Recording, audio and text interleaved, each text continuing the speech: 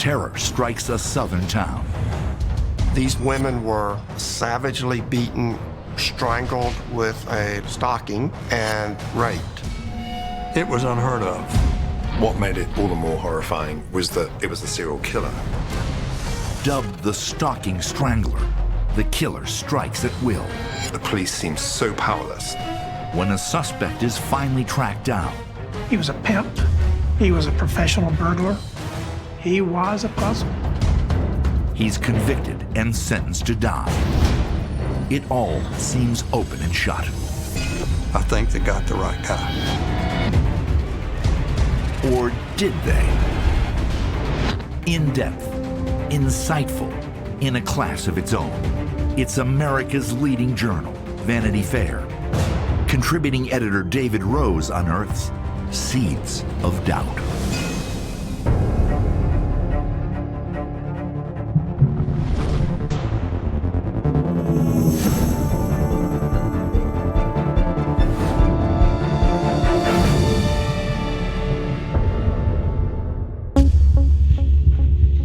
The people of Columbus, Georgia, like to think of their town as friendly and safe. But everyone remembers the day the nightmare began.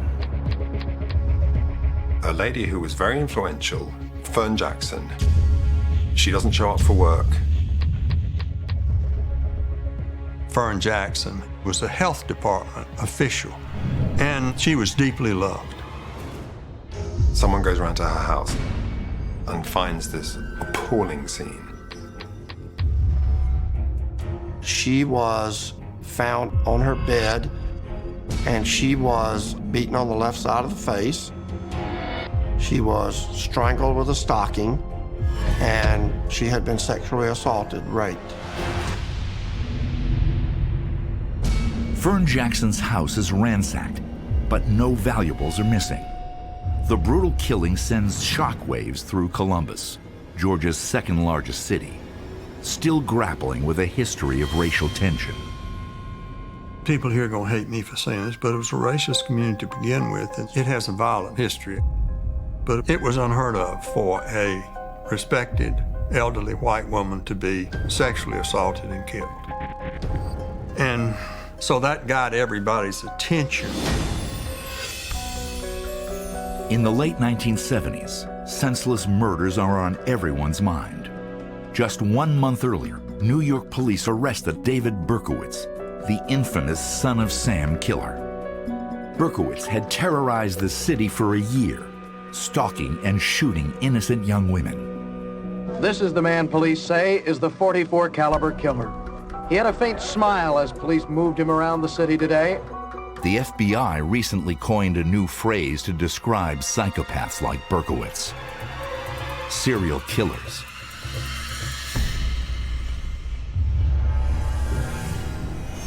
Things like that just didn't happen in the neighborhood where Fern Jackson lives.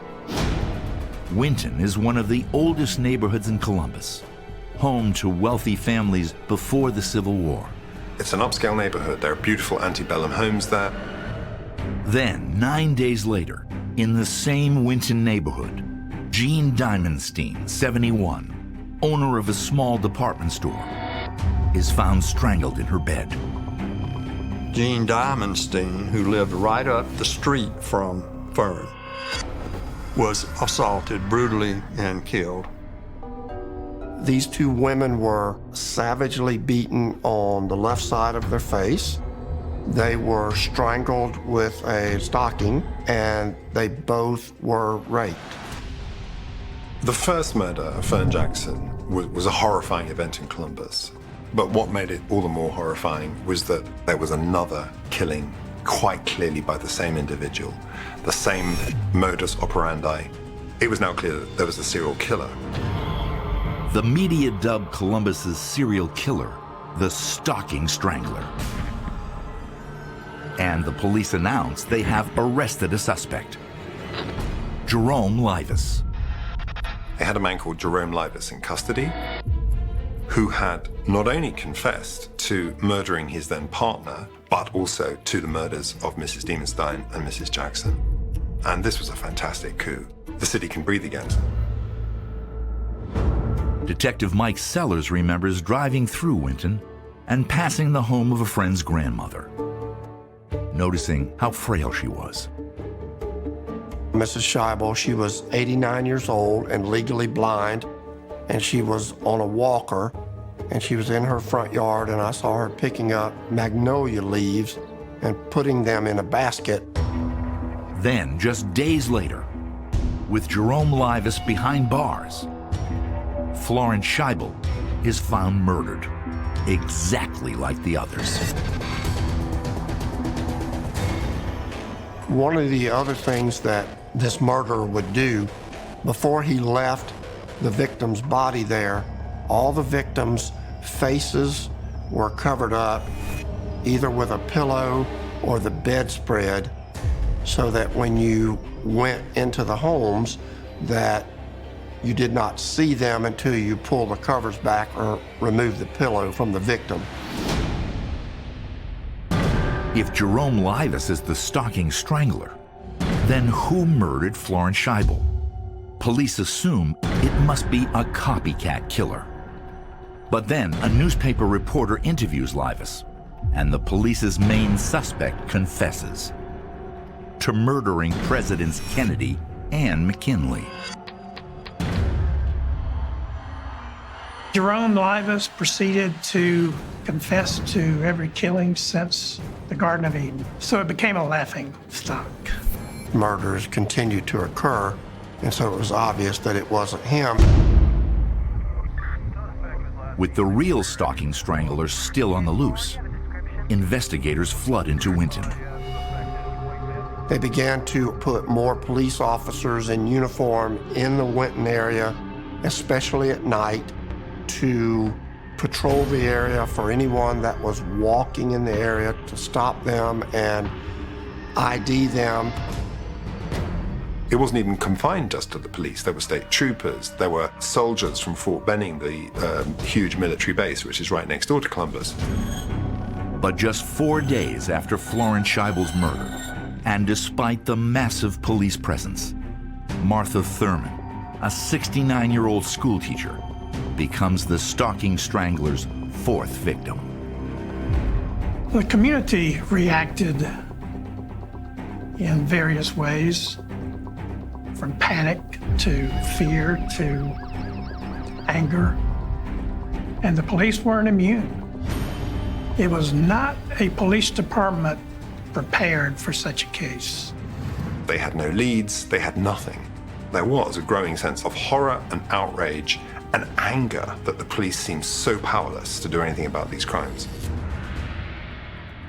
The town froze in fear. People were leaving lights on all night.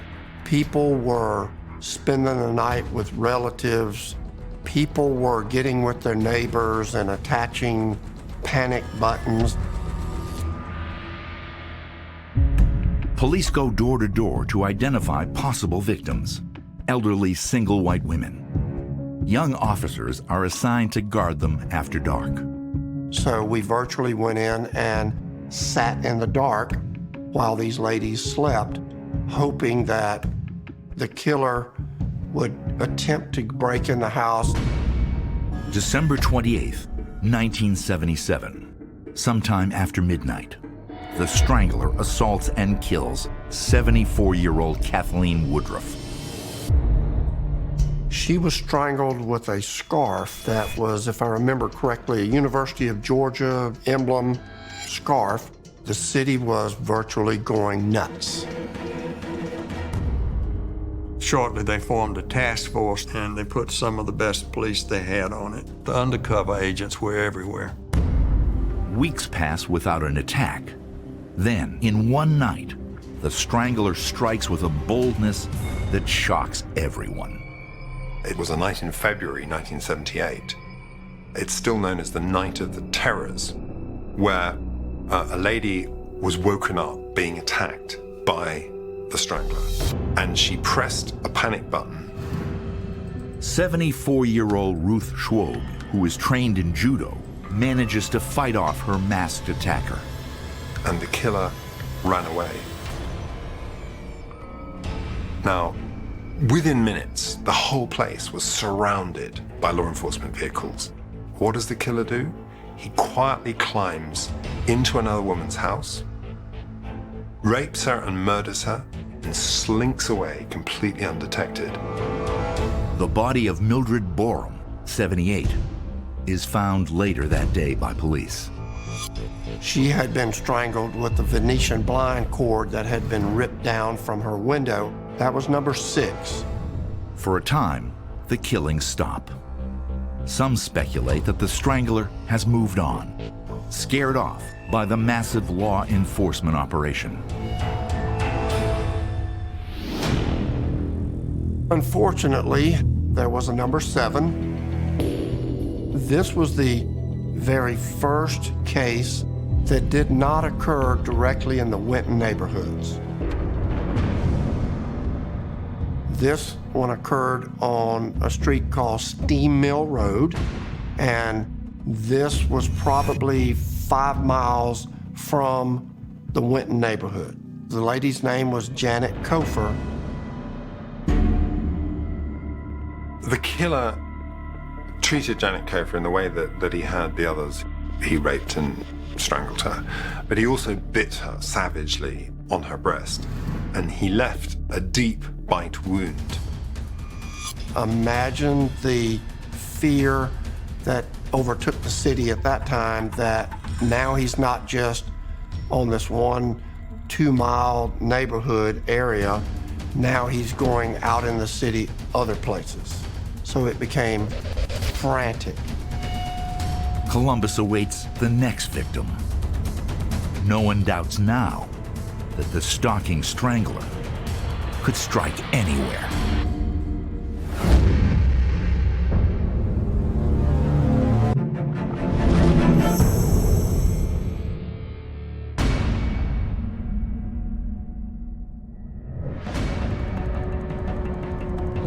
Over a period of 8 months, 7 elderly women have been beaten, raped, and strangled to death in Columbus, Georgia.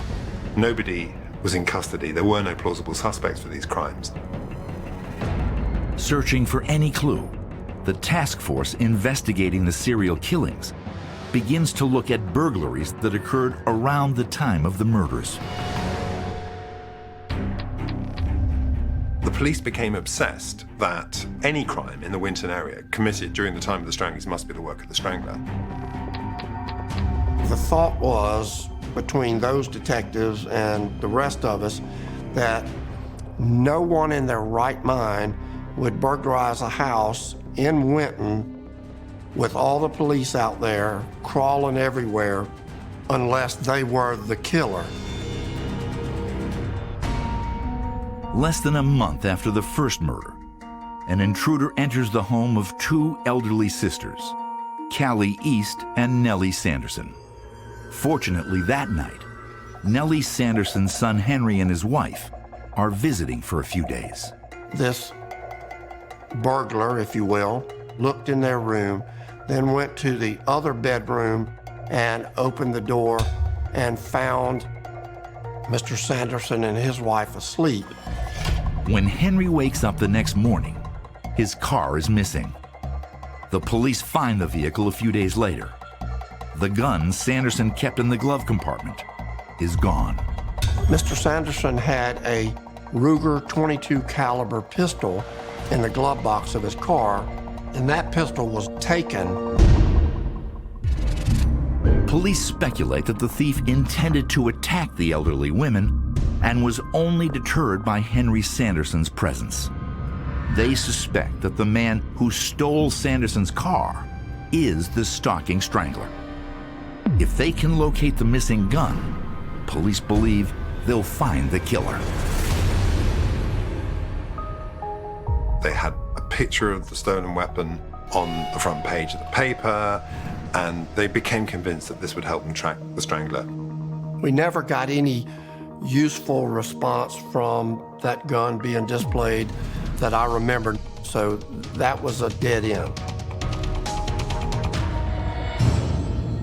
It has been a year and a half since the first murder. The task force has spent more than $1 million and questioned 16,000 people. All of their leads are exhausted. The task force was essentially wound down and became a much smaller unit, just a handful of people. We, as police officers, felt like that this person was either deceased or he was in prison somewhere. But we always kept a hope that we would be able to clear this. Nearly 6 years pass when Henry Sanderson calls the police. He wants to know if his stolen gun was ever found. My ex-partner, Detective Wiggins, came to me and said, "Hey, I've got this guy. He says something about a Ruger 22. I said, "That's the gun that we were thinking may have been stolen by the Strangler." So I went downstairs to our record division and I had the young lady send a teletype nationwide to all police departments. This time, they get a hit. Amazingly, I got one response on the gun, and it was from the Firearms Division of the Michigan State Police in East Lansing, Michigan. The .22 caliber Ruger is registered in Kalamazoo, Michigan, to a man named Aaron Sanders. The gun originally belonged to his cousin, Carlton Gary. It's the first time Detective Mike Sellers has ever heard the name, but he'll soon discover that Gary has a connection to Columbus, Georgia. Carlton Gary was partly raised in Columbus by two aunts. His father left home when Carlton was very young. People in Columbus remember when his mother sent him out on the street when he was 6 years old to dig food out of garbage cans. He had a brutal upbringing. If there ever was a child who was, from the get-go, tossed on the refuse heap, it was Carlton Gary. His juvenile record is this long. I'm not exaggerating. Amazing document. Arrested early. He was a pimp. He was a professional burglar who had been charged multiple times in multiple cities and states. He was a puzzle. Could police have just stumbled onto the stalking Strangler? He was not invisible. He didn't hide. He modeled clothes, for God's sakes, for a black clothing store downtown. They did commercials on their suits, and in return for a wardrobe, Carlton would be in their TV ads. Police have no idea that the man appearing in TV ads every night is a career criminal. At the local clubs, Carlton Gary is a magnet for women. He dated all these Columbus women who just fell for him. He had women everywhere, lots of women. I had great difficulty in trying to equate this guy who had lovely girlfriends, who had clearly very normal sexual relationships with young black women, with this horrendous, crazed killer. In 1984, when police cross-reference Gary's fingerprints with those found at the crime scenes, they find a match. I took the prints downstairs to our ID technicians, and I said, "Please check that print from Miss Woodruff's screen." He said, "It matches." There was no doubt, this is it. This is him. But when the police try to track down Gary, he's no longer in Columbus. An intense statewide manhunt begins. About 5 o'clock in the afternoon on May the 3rd, we got a call that the Albany, Georgia Police Department had located him. Their SWAT team had arrested him for us. The media is waiting when the Columbus police return with the man they say is the stalking Strangler. He was like a rock star coming down that hall. He was just checking everybody out. And cameras were rolling, flashes, strobes. And he wasn't fazed in the least. We brought Carlton Gary into the detective office. He said he wanted to get straight with us, and he said, I was in those houses, but I wasn't alone. I burglarized the houses, and somebody else killed the old ladies. And we said, if you didn't kill the ladies, who did?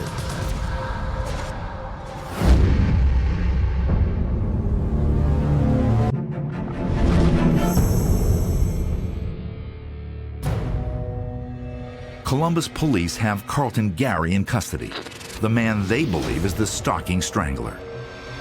But Gary swears he hasn't killed anyone. And we said, if you didn't kill the ladies, who did? And he said, a friend of mine, his name is Malvin Alamichael Crittenden. I was there with this other guy, Crittenden. I saw what happened, I saw what he did. He went into these houses and he committed the crimes and I didn't. Crittenden's prints are tested. They don't match any found at the crime scenes. Police rule him out as a suspect. But when 70-year-old Columbus resident Gertrude Miller sees Carlton Gary's arrest on the TV news, she says she recognizes him right away. She was a person who lived just outside of the imaginary lines of Winton, in a neighborhood very close to where Carlton Gary grew up. She's this very well-educated Catholic woman who'd worked in civil rights in Mississippi in the 1930s and who had run a integrated nursery for black children for 30 or 40 years. On the night of September 11th, 1977, 5 days before the stalking strangler's first murder, an intruder breaks into Gertrude Miller's home and viciously attacks her. He beat her on the left side of the face. He strangled her and sexually assaulted her and left thinking that she had died from asphyxiation, from strangulation, but she survived. When police question Gertrude Miller after the assault, she is unable to identify her attacker. Until, more than 6 years later, she sees Carlton Gary on her living room television. She was sitting with her daughter watching TV, and she said, "That's him." The evidence against Carlton Gary seems crystal clear. They've got fingerprints. They have, most compellingly, the testimony of Gertrude Miller. He was indicted by a grand jury of 3 of the killings of these women. The afternoon paper hit the streets, and the story began to circulate. There was a true feeling of relief. Carlton Gary asks attorney Bud Seaman from Atlanta, a seasoned death penalty lawyer, to defend him. Seaman agrees to work pro bono. I thought the world of Bud Seaman and some of the early attorneys. Bud had high moral motivations. His problem was that he wasn't paid to be Carlton's trial lawyer. The court just refused time and again to give him any money for experts, for witness expenses, for any of the costs that you would, of course, incur in trying to defend a case like this. The court completely denied them any assistance whatsoever. Today, this would just be considered outrageous. The trial judge refuses to provide any funds for Carlton Gary's defense. Many judges and lawyers agree that the only way to assure a fair trial is to provide indigent defendants the resources they need. Carlton Gary goes on trial for the murders of Florence Scheibel, Martha Thurman, and Kathleen Woodruff before a jury of 9 white and 3 black citizens from a neighboring county. The prosecutor only brought charges against Carlton on the women that he knew he had fingerprints from. The prosecution calls 139 witnesses during the 3-week trial. the judge allows the district attorney to introduce evidence from all 7 killings, which is legal under Georgia law. It is a powerful case.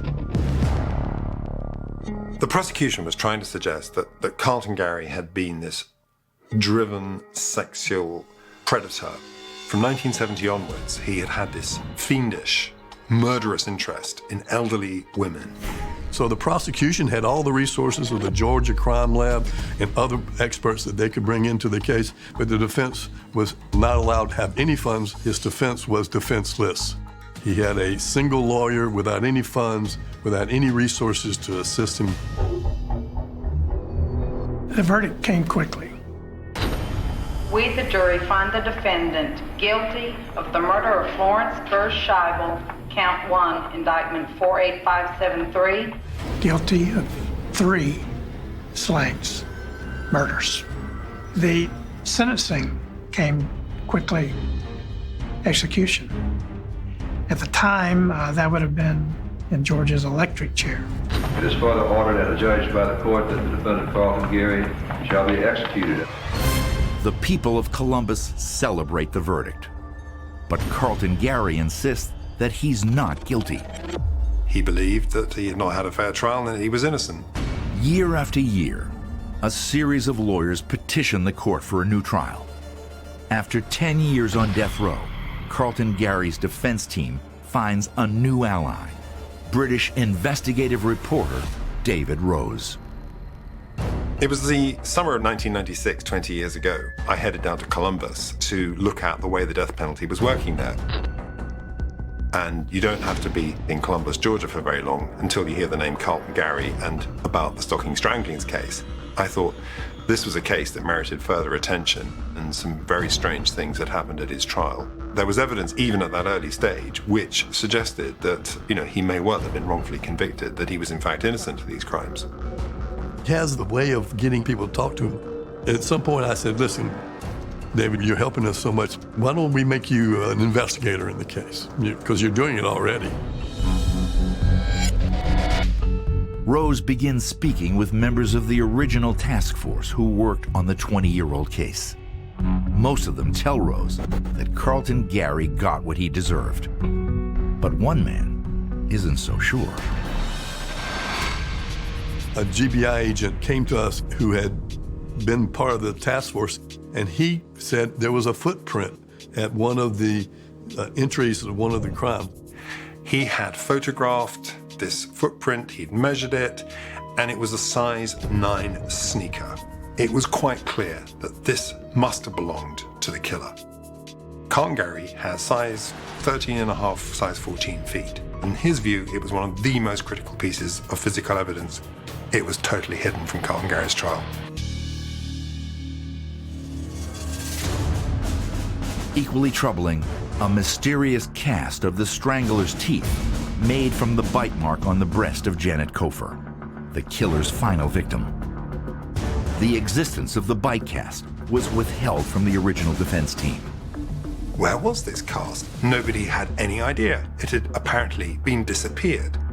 Then, in 2005, thanks to pressure from Carlton Gary's lawyers, the missing evidence is located. The new coroner found this bite mark mold that had been lost for years. Physical evidence, evidence that we're not talking about whether some witness is changing their story. This is physical evidence that doesn't lie. Carlton Gary's teeth are unusually clean and even and straight. The Stalking Strangler had teeth that were out of alignment with wide gaps. Carlton Gary's teeth do not match those of the person who bit the breast of Janet Kofer. Could Carlton Gary be an innocent man?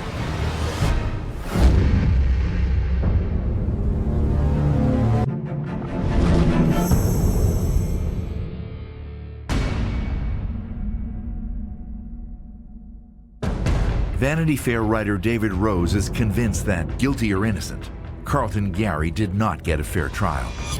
The story gets more complicated when Rose learns about another murder in upstate New York.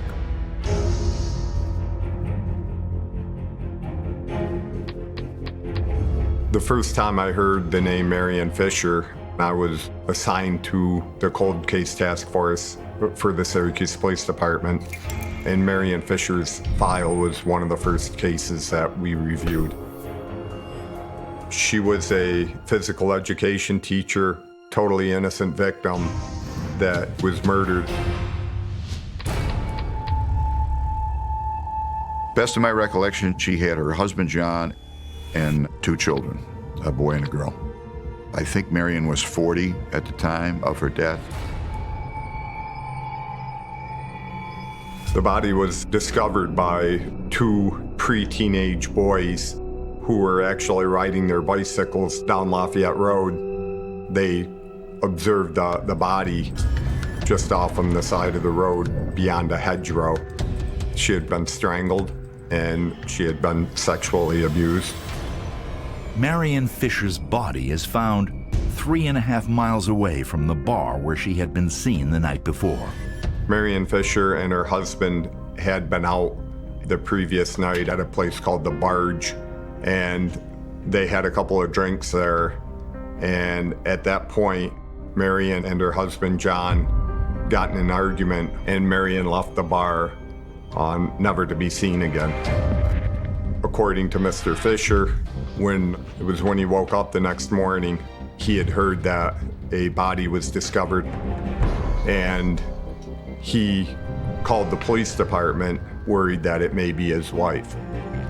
John Fisher became the prime suspect in the case.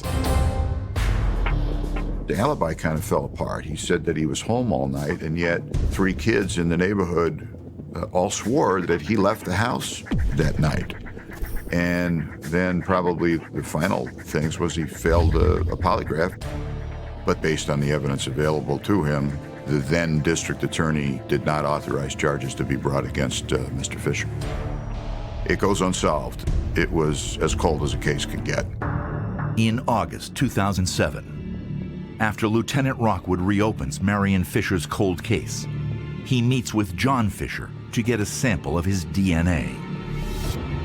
Rockwood wants to compare it to the semen recovered from Marion Fisher's body 30 years earlier, when DNA tests were not possible. He was very cooperative. He offered up his DNA and said he was happy to help in any way he could. A couple of months later, after submitting the sample to the Forensic Crime Center, results came back that he in fact was not the donor of that DNA. Good grief. The criminal justice system has put a cloud of suspicion over a guy for 30 years that is not only not guilty, he is 100% factually innocent. Lieutenant Rockwood then requests that the crime lab check a red towel found near Marion Fisher's body for DNA. They were able to submit that complete DNA profile to the National Data Bank for identification purposes. And we came back with an exact match to Carlton Gary, who is the stalking strangler from Georgia. Lieutenant Rockwood heads to Georgia's death row to question Carlton Gary about Marion Fisher. Gary admits that he was in Syracuse at the time working for a local fencing company. At first, Carlton said, he goes, I don't recall anything. And then I said, Carlton, you know what DNA is, right? He was well-versed on DNA and understood it completely. He said, I was at a bar. He met a lady there that was intoxicated or high or something, and that she had just had a fight with her boyfriend or husband or something. He ended up having sexual intercourse with the victim on the hood of a car in the back of the parking lot. He goes, when I got done, I went back in the bar and that was it, and I don't know where she went. And he portrayed it as a consensual encounter, which doesn't pass the laugh test. And then someone else just happens to come along later and strangle her. Now, my question as a prosecutor is, well, what do I do about Carlton Gary? He's on death row. Syracuse District Attorney William Fitzpatrick decides not to prosecute Gary, since he is already awaiting execution in Georgia. Carlton saw these cops, he talked to them, he didn't have any attorney present, nobody's ever seen any documents that attest to the validity of these tests or otherwise. But it certainly helped to create the impression that he was a really bad guy. I've never investigated that case. It never was presented properly in court. It's a claim that has been made, but never proven. There's no doubt in my mind that Carlton Gary is guilty of this homicide. To Gary's legal team, the Syracuse allegations are unsubstantiated and have nothing to do with his Georgia case. Their priority is preventing Carlton Gary's impending execution. Carlton Gary was on the fast track to execution. He lost all his appeals. The Supreme Court wouldn't review the case. He'd been denied clemency, and so the execution date was set for, I think it was 7 o'clock in the evening on December the 9th, 2009. And the hours were ticking away. He couldn't get a stay. Desperate to find new evidence, Rose uncovers a lead. A retired Columbus police officer admits that slides of semen samples taken from the victims still exist. The defense was told all of the samples had been destroyed years earlier. They bring out this box and they put it on the table, and we opened the box, and then I realized what they were. I knew we had the key piece of evidence. But despite the newfound evidence, no court will postpone Carlton Gary's scheduled execution. Here was this extraordinary evidence, on top of all the other evidence that had been hidden all these years, and nobody would give Carlton the stay. I thought that was it. I woke up the next morning, Carlton was going to be dead. But the case of the stalking Strangler will take one more unexpected turn.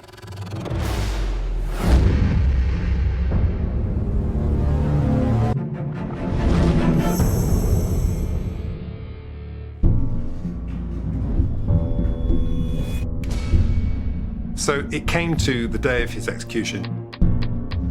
It was right before Christmas. And I am down there at the prison talking to Carlton for the last time. He had said goodbye to his family.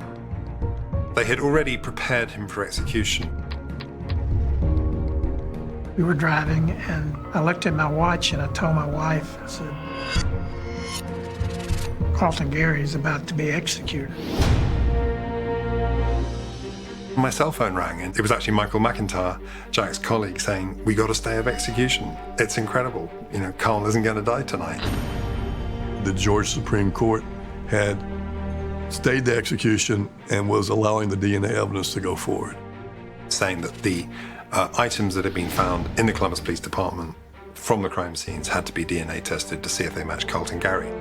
And we had them sent to the GBI crime lab to test for DNA. This is what can tell us once and for all whether Carlton Gary is guilty. There were samples from 3 victims, 2 of whom Gary was convicted of killing, Martha Thurman and Kathleen Woodruff, and another he was suspected of killing, Jean Diamonstein. Gary was never charged with her murder. The most important result initially appeared to be completely sensational. He did not match the semen left on Martha Thurman's body. The Woodruff sample turns out to be inconclusive, but the Diamonstein sample tells a different story.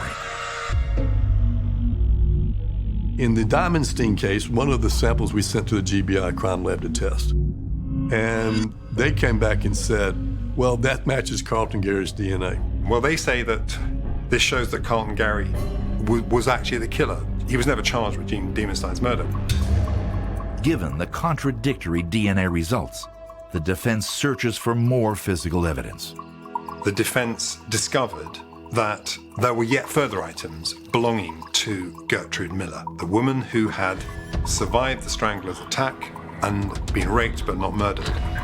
She identified Carlton in court in what was unquestionably the most dramatic single moment of the trial. That's the man. That's the man. That's the man. There was night clothing that she had worn to the hospital after her attack, and that clothing had some stains on it. So We find this clothing at some police agency. And they came back with a DNA result that said he could not have been the perpetrator of the crime of Miss Miller. So when she had said to the court, he's the man who did this, well, she was mistaken. This all led us to file what's called an extraordinary motion for new trial based on newly discovered evidence, which is what's now pending before court in Columbus, Georgia. The contradictory DNA results, if shown to the original jury, might have created enough reasonable doubt to change the verdict. Judge Jordan has given us the opportunity to present to him for the first time, that no other court's ever heard before, the full nature of all the physical and other evidence that raises questions about Carlton Gary's guilt. The judge must now decide if the evidence warrants a new trial. I think we're entitled to a new trial under the law. I think at long last we would have the trial that he should have had more than 30 years ago. And then we'll have a jury actually decide this case knowing all the facts. The thing about the legal process, it's imperfect. It's not a search for the truth, ultimately. It's a contest between a prosecutor and a defender. And it's an attempt to test the evidence you have. Based on the preponderance of the evidence that I heard presented at the trial and my own research, I think they got the right guy. There has never been a day in my life or in my career since arresting Carlton Gary that I have not believed 110% that he is guilty. Carlton Gary is a monster. He has brought such pain and misery to many, many folks.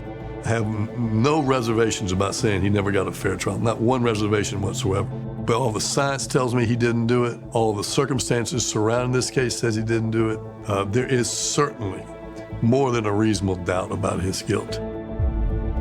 I have absolutely no doubt that Carlton Gary was railroaded. He didn't get a fair trial. What you see in the violations of the law, the violations of the Constitution, is a kind of tip of the iceberg. And my gut feeling now is he didn't do it.